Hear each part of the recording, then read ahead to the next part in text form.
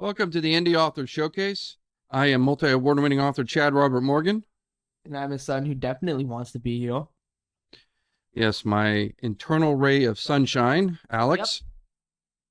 Yep. Glad to be here. Love it here. Yes, it's the sincerity that is just making Father proud right now. Truly, yes. Yes, all.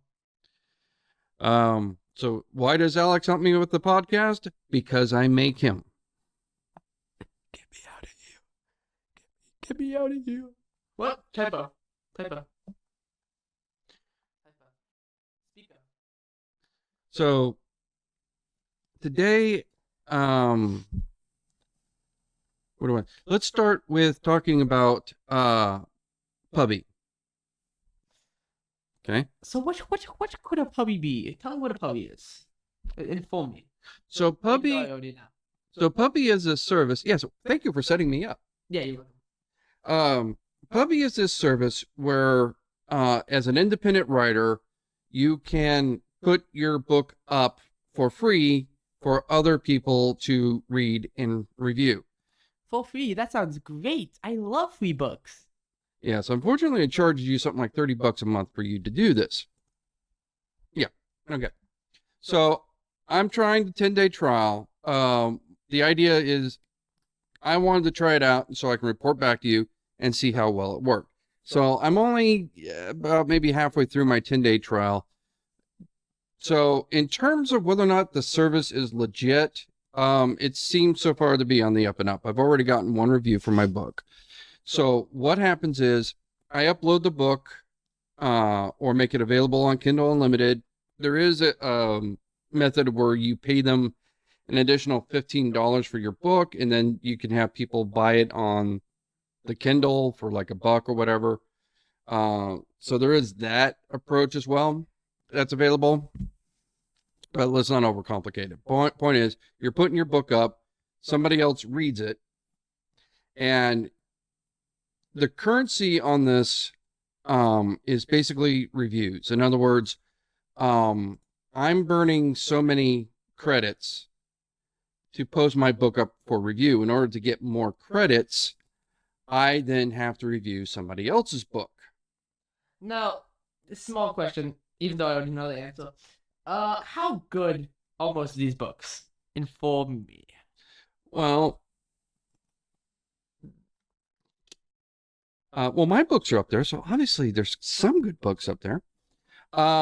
So new books are being uploaded like every day, right?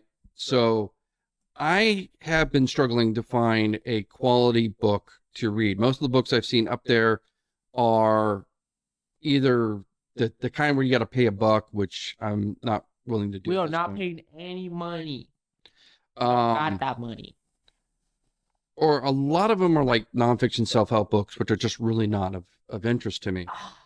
Love those. The one book that I downloaded that I thought might be interesting was really bad. Oh, how bad? Even though I already know the answer. Well, I mean, it's like I was 10% through the book by in the chapter 3, and it was reading like Serenity fan fiction. Another quick thing. He sent me the PDF, right? Now I'm flipping through it like a brief overview to see what I'm getting myself into. See the end?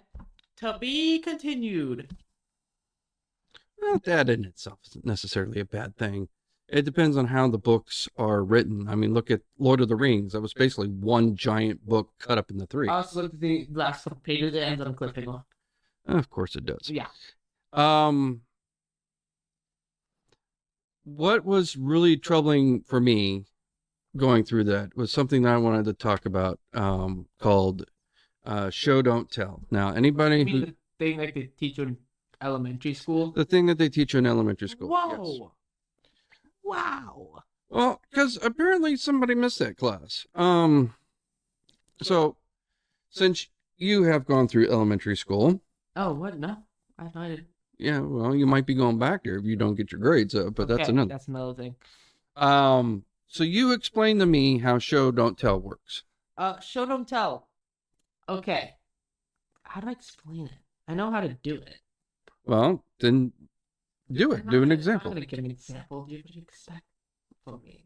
But it's like, instead of saying that, like, oh, Jessica feels sad, you show that Jessica feels sad by being like, then whole body slumped over as she walked, swinging along from side to side like a dead zombie on a fog night who just got rejected. that's actually not a bad example. You're welcome. Yes, there you go. And, bravos for his improv skills, because he just bring that right off the cuff there. Yeah. Little does he know, that's actually a part of the book I've been writing for 7 years. Right. Started when you were 5, did you? Is that what you? 7 years. I'm 16. Uh-huh. Did you? I'm not doing math right now. It's like 9 o'clock at night. I'm not doing math. Okay. All right. Fair enough. I'm a writer, not a mathematician. What the hell? It's fourth grade math. 16 minus 9, dude. 7. Yeah. Okay, so you started it when you were 7. Thank you. So I was only off by 2 years. Oh, yeah. Okay. Yeah, because I wasn't doing math. I was just, never mind. Anyway. 16 minus 7. Yes, Alex, I was not doing math. 16 minus 7. You still weren't writing no damn book at 7, so the point is still valid. 16 minus 7 is 9. Yeah. Again, it's 9 o'clock at night. Okay, so we're going to edit this shit out. No, we're keeping this in. I am editing this shit out. No. Oh, God. Yes, okay, so You want to stop editing yourself. apparently I can't do math. Okay, that's fine. God, that's almost the jacuzzi slab all over again. Oh, yeah. I love the jacuzzi slab. Sorry. Yeah, we had to put a cement slab, and like an idiot, I miscalculated how much cement we needed because I calculated the height or the length and the width of the thing and forgot height because we were building something in 3 dimensions, not 2. Sorry. Yeah. So when we ended up with a lot less concrete than we thought, when we needed a lot more, we were kind of surprised. Oh my God, yeah, I know. I kept going back and forth. And next time we were going to invest in a concrete mixer. Oh, well, it worked. Hot tubs on the slab. And didn't fall off, so I couldn't have done something that horribly wrong. Yeah. Yeah, not yet. No. Well, when it falls off, we'll be old and dead, and I don't have to worry about it. Anyway, so getting back to show, don't tell.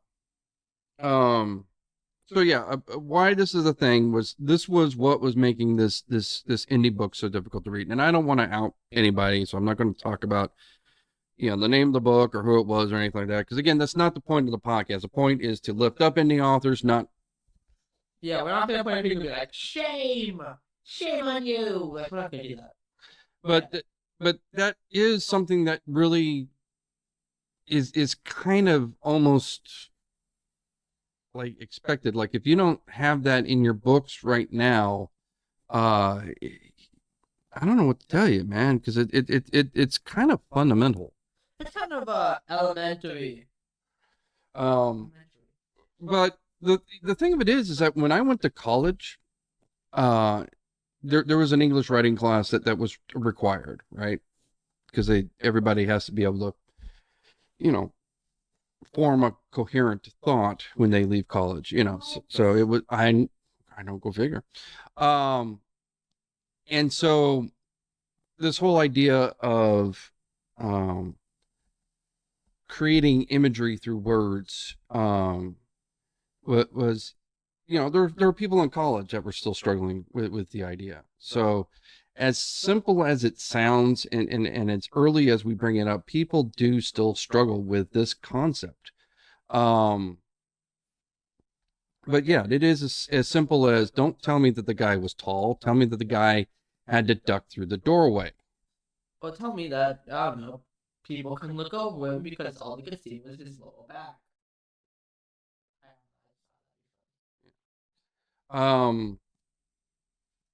So yeah, nothing's going to drive your story down more than a bunch of characters with little to no description about them. Even if they're minor characters that are going to come and go, you still have to paint the world that you're living in. Especially since, like this one was it was a sci-fi novel, right? Did you just burp?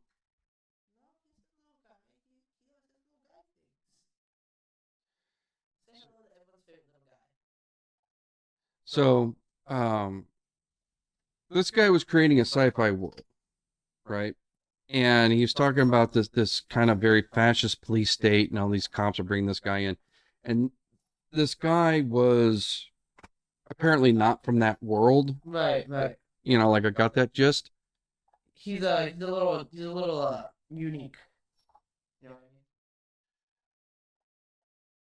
mean? Yeah, but point is that you need to describe all that. Like the fact that he was not from that world. It's kind of like a big thing, right? Well, I would have thought that would have been very visually obvious. You know, like it mentions the fact like they're having difficulty understanding his words, and he wasn't registered in their computer system because he wasn't from that world. So I mean that part's fine, but there's still um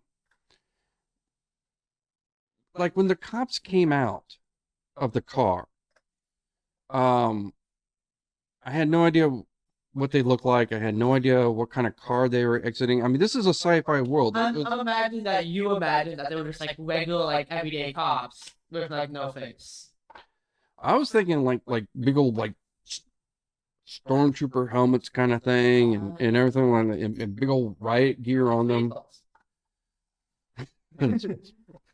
Oh, but see, but that's the point, is that it was so vague.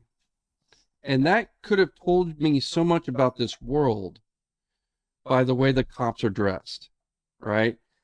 Like if the cops show up and they're in bike shorts and wearing a polo shirt, and we're like, you know, in like sunglasses, then obviously this is not a very crime-ridden world, right? You know, they're like, oh, dude, man, like you're so totally hushing a buzz, you know, you know. But it also tells you a little bit about the environment, right? Because I mean, like it's not hot. It's not. I'm sorry. It's not cold. It's very probably like warm. right. Because they're in like bike shorts and like polo. So I mean, the scene described it as being dark and Violent and moody. well, not even violent. It was actually empty of people. Um, because apparently it was past curfew. But I mean, again, it's all this stuff is being told to me very, very dryly. Um, like it could have been a more interesting if the guy was stumbling and he bumped into somebody who was in a hurry, and the guy looks almost like, "Hurry, man, you got it! It's almost curfew," and he runs off. And then the cops come in, and you describe the cops. As being heavily armored. Exactly, right? I mean, it's just like I said, it came off as very, very dry. The whole chapter was about maybe 3 pages long. Wow. I mean, and it's just there's just no description to visualize anything. So I mean, I guess I'm kind of beating the topic to death here, but you know, when you're watching a movie, right? You have sight, you have sound, to create your story, and you have dialogue, right? When you're on a book, all you have are words. So, you know, there's no pictures on the page, right? I mean, unless you're writing a graphic novel. Oh yeah, a pop-up book. Pop-up book. Pull the little page and watch the cop beat the hell out of the wizard, you know, that kind of. So you don't want to describe every minute detail because that's sort of like getting into more of a Dickens kind of era kind of thing where everything was described to the micro detail, and that gets boring too, right? Yeah, you can't describe every single thing. You can't take 10 pages on every single thing in the book. Right. My grandmother actually used to tell me about a book. I don't know what book it was, and I don't know who wrote it. But she was telling me that it was actually made a satire out of that. Really?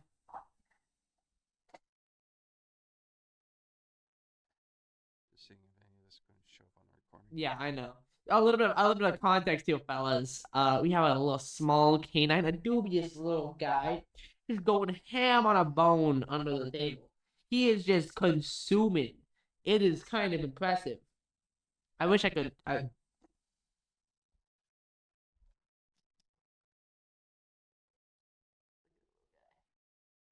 The not so little guy. That's a little guy. The official Spectral Ink puppy. Yeah, he's all emotional. The official podcast. The official puppy of the Indie Author Podcast. Yeah. Anyway, my grandma was telling me about this book where they would write just pages and pages of this elaborate detail. Like they would go to this dinner, right? And it would spend pages and pages talking about how, the succulent turkey that was, dripping with glaze and everything like that. And the mashed potatoes with the, the steam rising and the butter melting and the crystal clear, goblets where the wine would be poured in, and every single piece was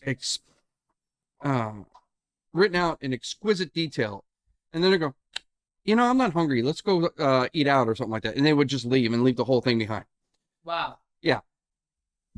You know what you just remind me of? What? In class, we're reading a little book called The Alchemist. I bet you probably heard this book. No, I don't know this one. Oh, really? Okay, hold on. Let me look something up. Let me fact check myself before I embarrass myself. But according to the book, this is one of, if not the most translated book of all time. What is the most translated book in the world? I thought that would have been the Bible. Oh, except for the Bible. Yeah, I was going to say, I think Bible always wins. But The Alchemist, it's a book we were reading for, what is it? We're reading this for English, right?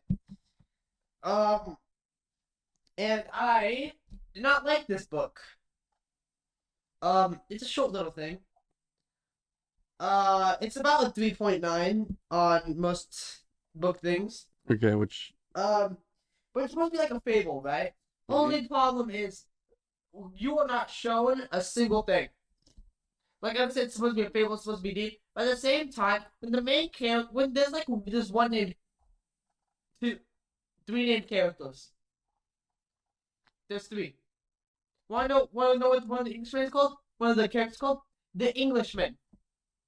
No physical description ever. You never get a single descriptor. The crystal bullshit. Not a single physical descriptor. You know what it reminds me of? It reminds me of when I was studying art history, and they were talking about the early days in the Renaissance when the first painting that had perspective was made. Right. And people's minds went, and then ever since then, it's like, why would you do it any other way? Right. So, at one point, like you go back to like really, really old pieces of literature. Oh, this isn't really, really old. Point is, really old piece of literature can be very, very dry. Because at some point, somebody invented the idea of 1988.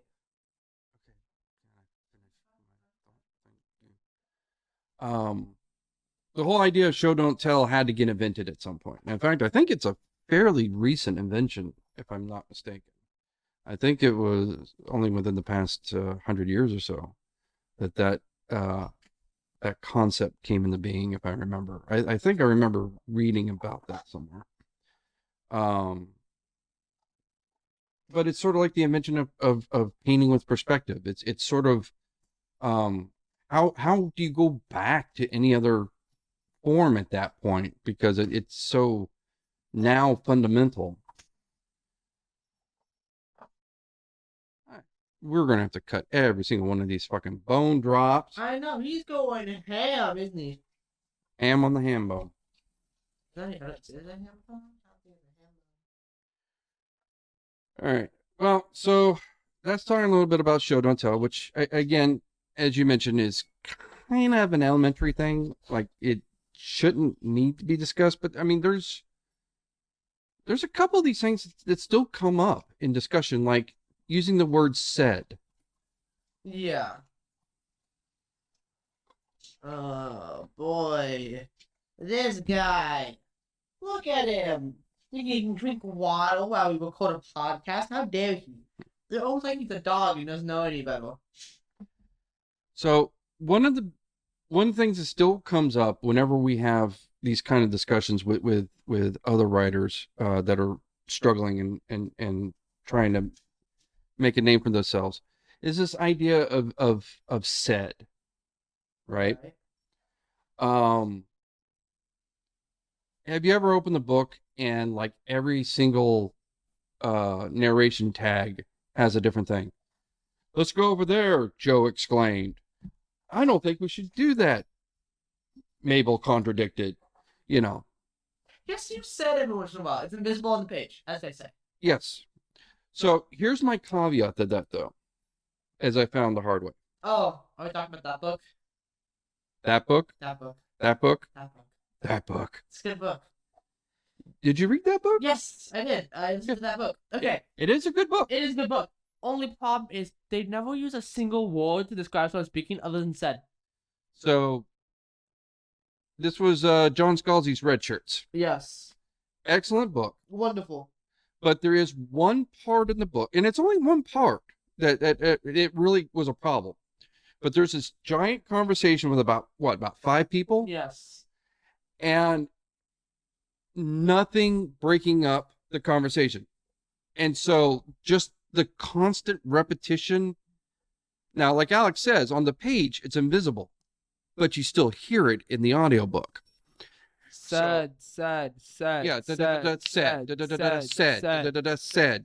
And by the dozenth time, it was starting to get a little irritating. So, yes, we get the idea.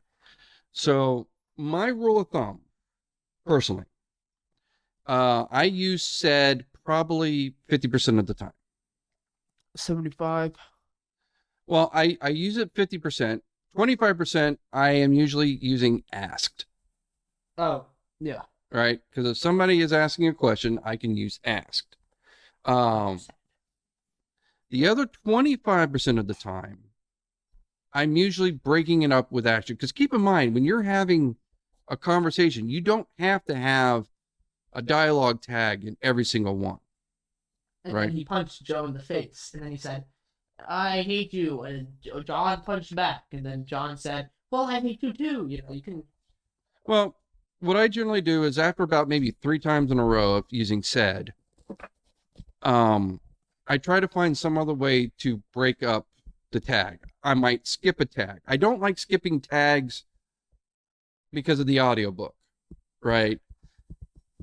On the page, it makes sense, but in the audiobook, unless you have very distinct voices in your characters, it can throw a listener, right? We don't want to do that. Yeah. Well, like if I'm having a conversation with Intergalactic Space Force between Guppy and Q-Tip, I can skip the tags, right? Because Guppy and Q-Tip have a very distinct tone, right? Q-Tip basically talks like me because I don't change my voice when I do Q-Tip, right? But when I'm doing Guppy, I channel my inner Keanu. Like, dude, like, I'm not sure. I'm not sure if Like if I want to. if I'm gonna go to this mate, like, do a bunch of space coke. But the point is between the two of them, I could drop a descriptor. I can drop a dialogue tag, and the listener is not going to get confused. The confused about who's doing the space coke. What does he do space coke? What do you... I don't know. Guppy doesn't do space coke. He's already fucking brain dead. I mean, he does talk with space stuff.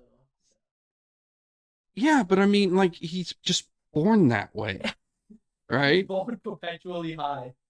You know, he's like, oh man, like I saw him on the Jumbotron, and like his penis was like huge. It took up the entire screen. His mother ate edibles when he was While he was in the womb. While he was in the womb, and it went down. He ate them while he was a fetus. So, if you have a good narrator, if you know what the narrator is doing with your characters, you can drop a dialogue tag. I do my own narration, so I kind of already know when I can get away with it. But what I generally do is if I'm having a conversation between two people. When I drop the dialogue tag, I break it up with some action, right? So, we need to go over there, Joe said. I think that's a bad move, Frank said. Joe shook his head. I'm not kidding. This is the way we need to do, right? So the fact that Joe shook his head, it tells you a little bit about his state of mind, because he's, of course, this is an argument. He's getting a little frustrated. God damn it. I told her, And for today's book review, Unceremonious Cut, because we had a couple of technical issues yesterday, but none of that should be worried about, right? Yeah, hopefully you will edit it to the point where nobody will know that there's a technical issue, and you can actually cut out the part where you were saying that there are technical issues. No. We'll be reviewing Brute Force by Scott Meyer. Not to be confused with Scott Myers. Yeah, kind of a... Well, in doing some research for the podcast, I looked up Scott Myers, and Scott Myers with an S does write and publish books all about computer programming. So if you're looking for a good indie publisher that does some hilarious sci-fi stuff, you want Scott Meyer. If you're looking at setting up a Linux operating system, you want Scott Myers. Oh, okay. Well, that's a nice thing to know. I'll keep that in mind next time I want to set something up in Linux. Anyway, a summary of the book Brute Force. This will be a little bit of a long one. Well, hold on. Let's set up the review. So, Scott Meyer is actually the first indie writer that we have not actually met in person. Yep. So most of the people that we've done so far, we've met at other conventions such as WonderCon, Monsterpalooza, Comic-Con, things of that nature. We're independent authors are going out there and basically trying to push their books into the public, get their names known and everything. Scott Meyer, I actually found, came up in my Audible search when I was first joining Audible and listening to Magic 2.0. The Magic 2.0 is a great series. I think he's finished it. Yeah. Because he hasn't published a new book of that for a while. Magic 2.0 was really cool. It was about basically a group of people that have discovered how to hack the universe. Basically, this is all a computer program, and they figured out the source code. And since they could change the code of the universe, they basically had godlike powers. And they all decided to go back to the medieval ages. Well, it turned out that was part of the thing that they had actually set up. They planted the idea. Nope, spoilers. Stop.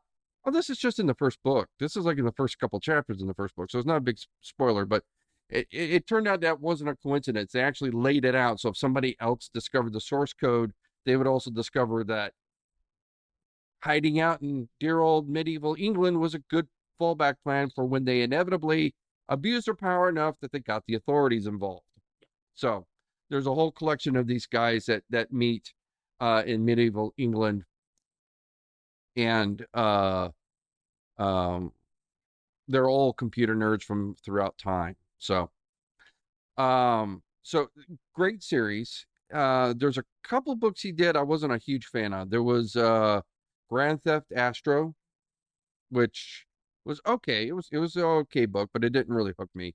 And Run Program, which I really didn't get into too much. We're still talking about Scott Meyer. We're talking about his other books. Okay. Yeah. But Magic 2.0 I was a big fan of. What's this cop one? Is that the Regulators? I think it is. There's been 2 books in that series. That one's really funny. I like that one. The last one of his that we read, and that's the one we're going to review, is Brute Force. That one had us dying. That was hilarious. This was great. Want me to read the book synopsis now? If you want to look into the camera while you do it, sure, because everybody's looking at your mop of hair. It's a mop. I can clean the floor with that. I can stick your head in the water. I'm a former squid. I know how to mop a floor. A peaceful. We have this on Audible, so I need to pull out my phone. This one I don't get the. A peaceful organization of civilized planets is faced with a threat to their very existence.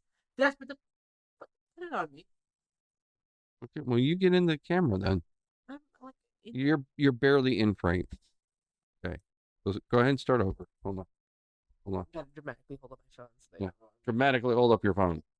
Dramatically hold up my phone. Okay, Okay. Are you ready? I'm ready. A peaceful organization of civilized planets is forced with a threat to their very existence. Desperate to save themselves, they torn for help from the most brutal, backwards, violent species in the known galaxy, humans. Growing up in the aftermath of an apocalyptic event known as the Bad Week, hasn't been easy for Cross Agarwal. Decades ago, in a world before the Bad Week, he would have been graduating from college, starting a career and living on his own. But in a post-apocalyptic time where mankind is in ruins and on the verge of self-destruction, Cross works in his father's subterranean cobra farm, tries to avoid getting involved in the turf war between his town and the southern basin, wondering if his future will ever be anything but bleak. When a group of aliens appears by surprise and invites a select group of humans to join them, it could be Cross's chance to not only find his own place in the universe, but to also help prove that humanity is good for more than just violence. So when I first was listening to this, so the cover's got like an astronaut with a sword trailing blood, right? So it's Can I look? well, I was going to bring a picture of it, and because I do that when I edit it after you edit it, I put a little graphic up there so that I do the rough stuff. Yeah. Don't quote me. well, you could put the graphic up there too. You know, you're supposed to be the editor of this damn thing. You know. Uh-huh. Oops. So anywho, so when I'm first reading it, the cover has an astronaut with a sword with blood, and I start reading this like Mad Max type world, post-apocalyptic world, and I'm like, okay, how do we get from here to there? And so there's a whole big, car battles and storms and all this kind of stuff, and the fighting with the cobras and everything. The cobras was a big part of the first part of the book. It really was. Yeah. And I'm like, okay, this is like a totally different book. And then the aliens show up. It almost reminds me of Life of Brian. Did you ever watch Life of Brian? Yes. Where the guy's being chased by the Romans, he jumps up and he falls, and then this flying saucer that comes out of nowhere, and they zip around, and he's like, what the hell are these guys? And the aliens are like, what the hell is this guy? And they dump him out, and then they fly up, and you never see him again. It had that kind of vibe where the aliens just show up seemingly out of nowhere, and the aliens have a problem. So that these three different races. They are what I think they were the navigators, the builders, and the pile. Yeah. The navigators were the ones that basically navigated the ships through interstellar space. The builders could build pretty much anything that you wanted, and the pile was literally a pile of rocks. But because they were all like quantum entangled, that was their communication system, right? They were, and I think they were telepathic. Like in each one of their suits, they would have one piece of the pile with them, and that's how they all communicated. So, and they have an enemy, and they go to the humans. It's like, we need your help dealing with. We need you to kill our enemies, our foes. So they get all ready for battle and everything like that, and they start seeing the enemy, and the main character is like, so you guys are the navigators because you navigate through the star. Yes, that is correct. And you call them the builders because they built everything, right? Yes. And the pile is okay because they're the pile. So you guys name things really literally, right? Yes. So what do you call them? The killers. And it's like, okay, what do you call us? Worse killers. And they're like, because we kill more than them, or we're worse at killing than them. The other part that was just so hilarious. So they have this culture where it's all based on the aliens. Respect. Right. Yeah. And then they have to go up and they challenge them to one-on-one combat, and then the humans gang dogpile on them until they kill them. And the other, they fight without honor. And this one bad guy is like, maybe we should fight without honor because they're kicking our ass, and it's smack, right? And he's like, at one point, this is like the third time the humans are kicking their ass. And so he's like, you know what, screw this, I'm out of here. And he just starts booking it, right? And he started running, and all the bad guys are basically in a line waiting for their turn to get slaughtered, right? And he's just running by them, getting out of town. And they're like, you're going to die a coward. Yeah, probably. You have no shame. Nope, not a lick. And we were just rolling. So this was hilarious. Now, I will say that as well written as the book is, I don't think it would have hit nearly as well if it wasn't for the 1-2 punch of Scott Meyer's writing and the beautiful narration by Luke Daniels. Yes. Luke Daniels narrates most of Scott Meyer's books. Meyer is plural of Myers. Yeah. Okay. Yeah, John Daniels is great. Luke Daniels. Sorry, John Daniels sounds like it rolls off the tongue. Luke Daniels is great. Yeah. Luke Daniels is honestly like one of the best audiobook speakers I've like seen. He's amazing. Well, but it's also that pairing, right? The only other pairing. This is a notification. Say, no, thank you. I don't care about the weather update. The only other pairing that is as good as Scott Meyer and Luke Daniels is Barry J. Hutchinson and Phil Thrawn. Because that 1-2 punch of Hutchinson and Thrawn doing the Space Team books, I mean, that was just the same kind of synergy, right? Where it's just it felt like they were meant to work together, right? I mean, it was so excellent. So in fact, I think a couple of Scott Meyer is books, a couple of the books by Scott Meyer, because I'm tripping on the plurality here. You got this. I believe in you. My son has faith in me. Oh, this must be new for him. What type of? It kind of is. Speak up. A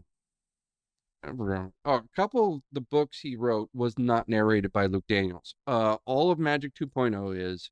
All of, is it the Irregulators or the Authority? I forget what the cop series is. Want me to look it up? Yeah, let's look it up. And Brute Forces, but I don't think Luke Daniels did Run Program or Grand Theft Astro. So, which might be why those two books didn't resonate with me as much as the others.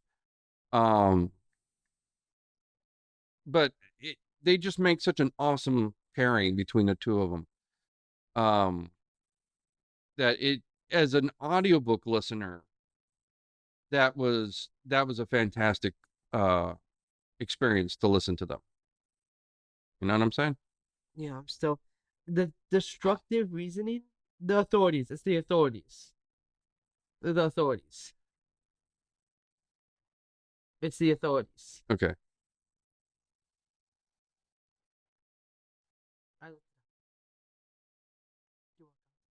Yeah, so right now they're looking at all your hair because you get your head did down. Well, I was looking. Okay. So in our next poll, should Alex get a haircut? No, please, no. You're going into the red, you know.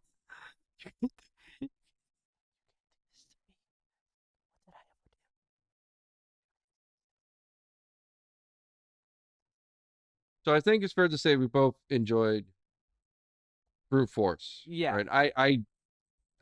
Scott Meyer is one of the authors where if I'm looking for a new book, I check to see if he's got a new one out. Because that is an indie author I really truly enjoy. Anything else you want to say about it before we close up shop on this? Nah. So next week, we're going to try something different. We're going to have our first indie author interview. Yeah. Or our friend Todd, author of Wild Mane and Godspell. Yep.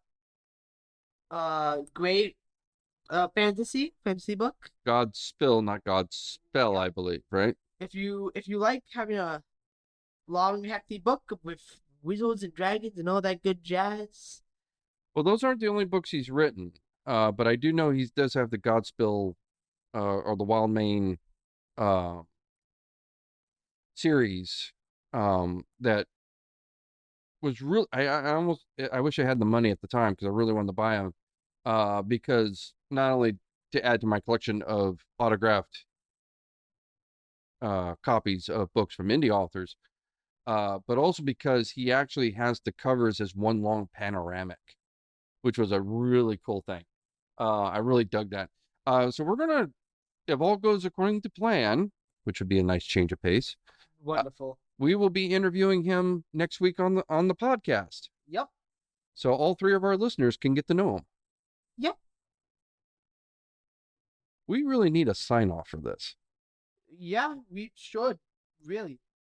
Indie Author Showcase. Indie Author Showcase. Indie Author Showcase. So let's wrap up real quick with our convention schedule. Again? To remind it, hey, we never know when we're going to get a new listener, so we got to go every time. As long as you wrap this up quick, because so far this is going to be an hour worth of editing for me. So, speed run. Okay, so we got Monsterpalooza at the end of May. September, we have back-to-back. We have HorrorCon on the 13th and 14th, followed the weekend after that by Creep IE. Then in October, I forget what we're in October, but we have Son of Monsterpalooza. All these are here in California. We got Monsterpalooza in Pasadena. We got HorrorCon in LA, Creep IE in Ontario, and Son of Monsterpalooza, I believe, is in Burbank. Is that fast enough for you? Yes, okay. And with that, for the sake of my editing time, toodaloo. Say it, toodaloo. Please tell me we're not signing off toodaloo. Sign off, toodaloo. You've got to be kidding me. No. We gotta find a better catchphrase. Not like We gotta toodaloo. find